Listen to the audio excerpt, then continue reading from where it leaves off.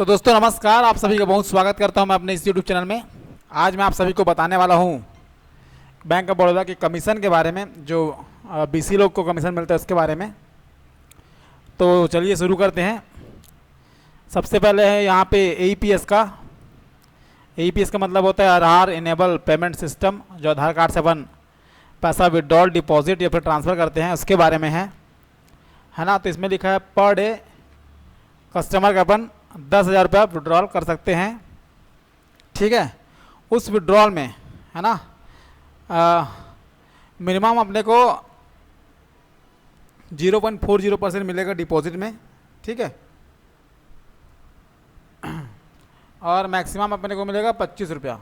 ठीक है, अपने को 10,000 के विड्रॉल में है ना, किसी कस्टमर का अपन 10,000 पैसा निकालते हैं तो उसमें 25 रुपये का कमीशन अपने को मिलता है। ठीक है, सेम वैसे डिपॉजिट में है, पैसा जमा करने पे है।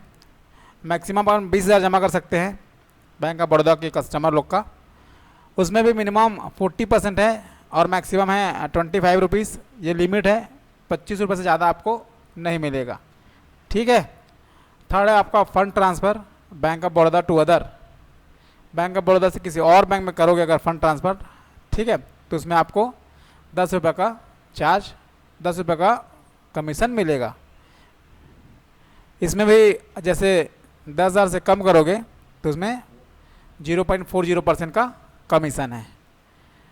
वैसे ही इसमें आ जाते हैं अपन मिनी स्टेटमेंट में। ठीक है, तो मिनी स्टेटमेंट देखने पर आपको कुछ भी कमीशन नहीं मिलेगा और बैलेंस इंक्वायरी करने पर भी आपको कोई भी कमीशन नहीं मिलेगा। ये दोनों सेवाएं जो है जन सेवा है, आप चाहे तो कर सकते हो, चाहे तो ना करें, आपकी मर्जी।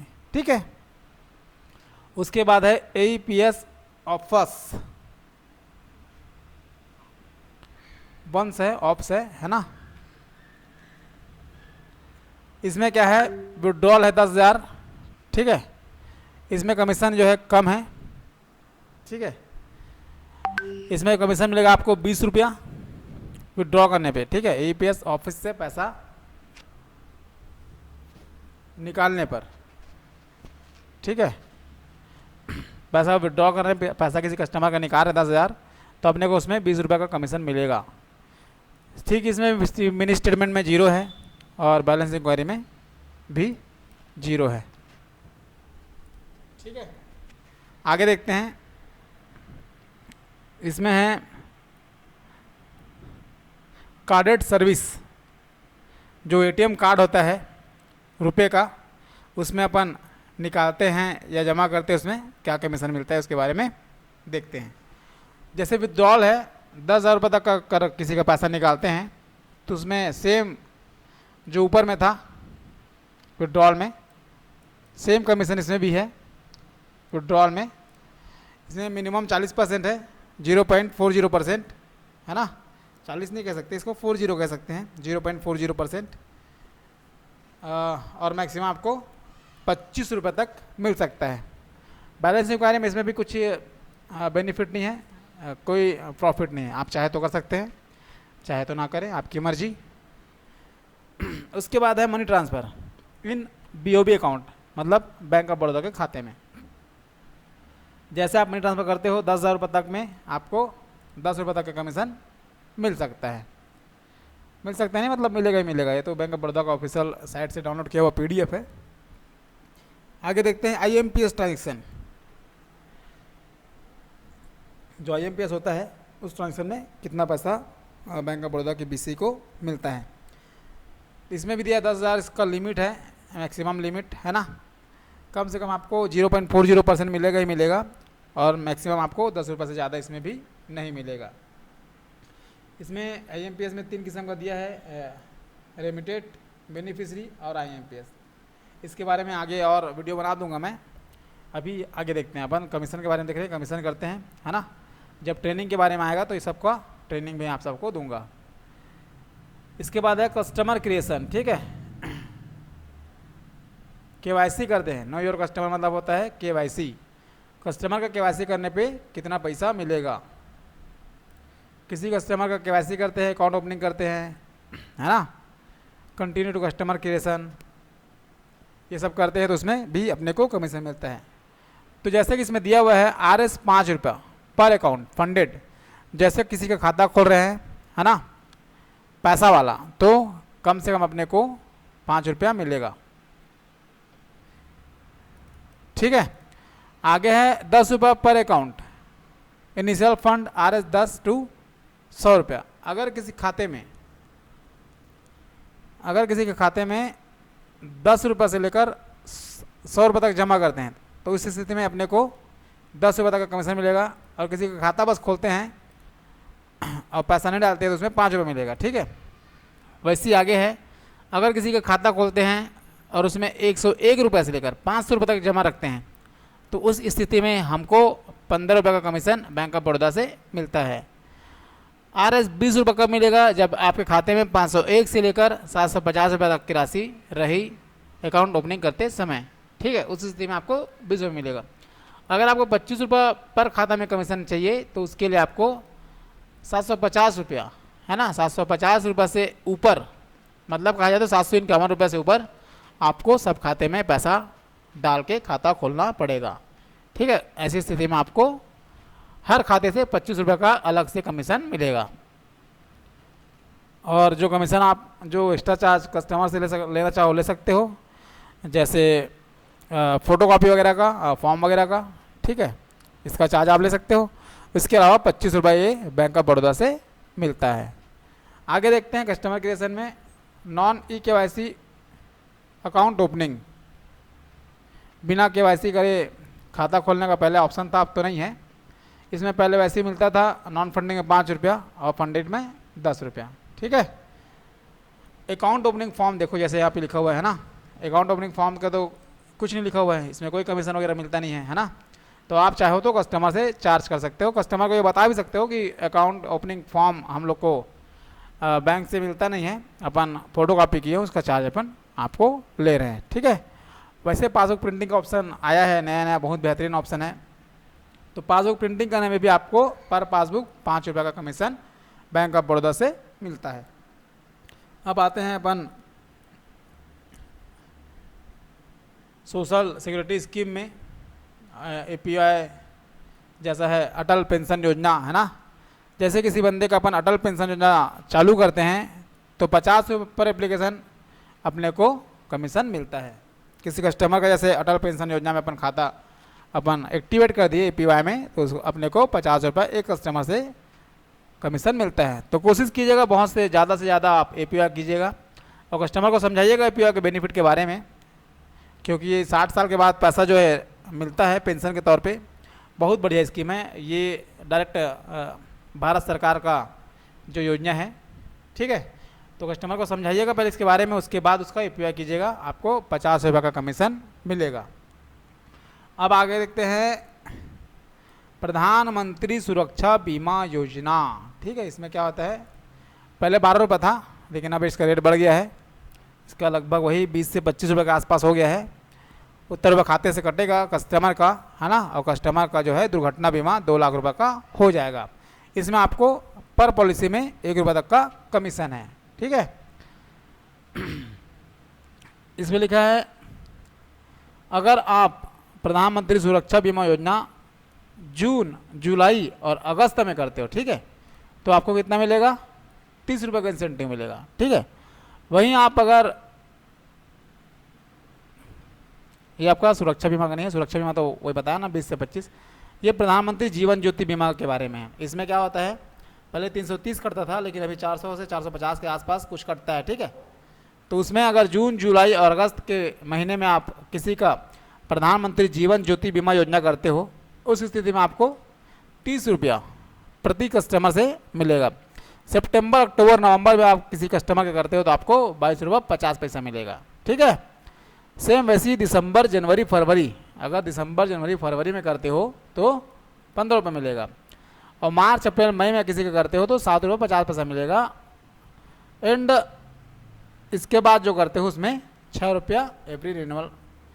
ये तो हो गया। अब इसके बाद रिन्यूअल जब होगा तब आपको पर कस्टमर 6 रुपये की जो कमीशन है वो आपके खाते में डाल दी जाएगी। अब आगे है इंश्योरेंस रजिस्टर इंक्वायरी। ठीक है।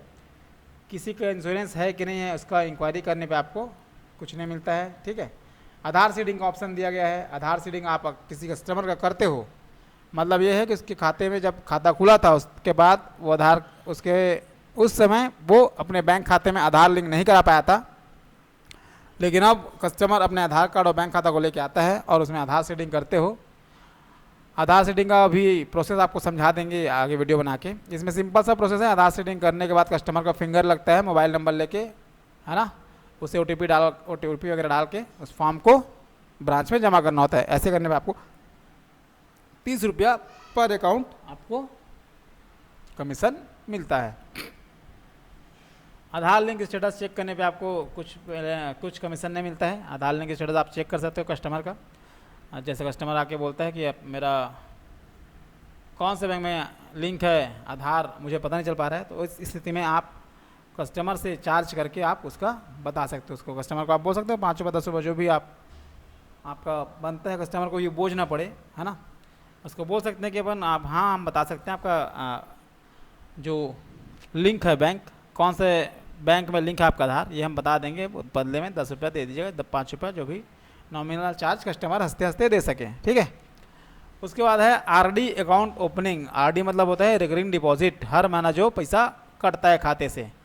ठीक है, अगर ऐसा किसी कस्टमर का करते हैं आरडी तो 10 रुपया पर अकाउंट अपने को मिलने का है। ठीक है, जैसे एफडी किसी कस्टमर का करते हैं तो एफडी मिनिमम 0.40% मिलना ही है, मैक्सिमम अपने को 20 रुपया प्रति खाते मिलना ही मिलना है। ठीक है, कस्टमर मोबाइल सीडिंग का भी ऑप्शन इसमें आ गया हुआ है। कस्टमर का मोबाइल नंबर अगर सीडिंग करते हैं बैंक ऑफ बड़ौदा के खाते में तो पर कस्टमर 5 रुपये का सीडिंग सक्सेसफुल सीडिंग लिखा है, मतलब मोबाइल नंबर सीडिंग सक्सेसफुल हुआ, उस स्थिति में 5 रुपये आपको बैंक ऑफ बड़ौदा की तरफ से चार्ज मिलेगा। ठीक है, आगे देखते हैं सेल्फ हेल्प ग्रुप। ठीक है, ये स्व सहायता समूह का जो पैसा है उसको निकालने का है। इसमें तो अभी हाँ निकल तो रहा है। ठीक है, किसी का अगर विड्रॉल करते हैं तो विड्रॉल में 0.40 का कमीशन है और मैक्सिमम यहाँ पे 25 रुपया तक का कमीशन अपने को मिल सकता है। ठीक है, वैसी है डिपॉजिट में है मैक्सिमम 25 रुपया, 0.40 का तो मिलना ही मिलना है। ठीक है, और ये फंड ट्रांसफ़र अगर किसी का करते हैं तो उसमें भी 10 रुपया में अपने को 10,000 में मिलता है। ये लिमिट है, किसी का फंड ट्रांसफ़र करना है तो 10,000 का लिमिट होगा, डिपॉजिट करना है तो 20,000 का लिमिट है, विड्रॉल करना है तो 10,000 का लिमिट है। पर मंथ मैक्सिमम 1 लाख तक का अपन ट्रांजेक्शन कर सकते हैं, इससे ज़्यादा नहीं करने देगा। ठीक है, BBPS ये नई सर्विस आई है। ठीक है, जैसे मोबाइल रिचार्ज है, बिजली बिल का अगर पढ़ाना है बैंक ऑफ बड़ौदा के पोर्टल के थ्रू तो अपन पढ़ा सकते हैं। इसमें भी मैक्सिमम 10 रुपये मिलने का अच्छा वो है प्रावधान है, और मिनिमम 0.4% तो मिलना ही मिलना है। ठीक है, उसके बाद लिखा है चेक बुक इंश्योरेंस।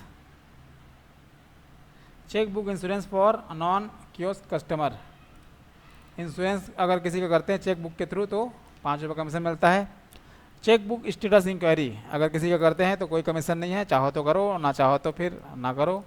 अगर आप चाहो तो कर सकते हो। कस्टमर को इससे अगर एक्स्ट्रा कुछ पैसे लेने हैं तो आप बोल सकते हो कि मुझे कमीशन नहीं मिलता है ना। अगर आप चाहो कमीशन देना तो फिर मैं आपका चेक बुक स्टेटस का इंक्वायरी कर सकता हूँ।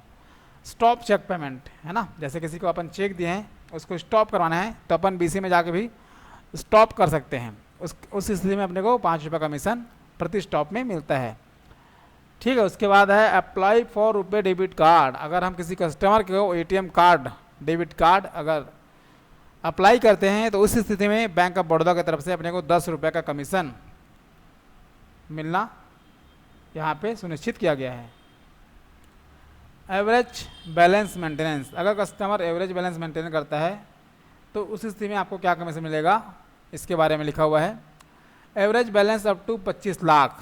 ठीक है, 25 लाख अगर आपके सारे कस्टमर मिला के मेंटेनेंस कर रहे हैं तो उस स्थिति में कुछ पैसा नहीं मिलेगा। ठीक है, वहीं अगर एवरेज बैलेंस 25 लाख से ऊपर है ना, 25 लाख से 40 लाख के बीच में है तो आपको 0.5% कमीशन मिलेगा।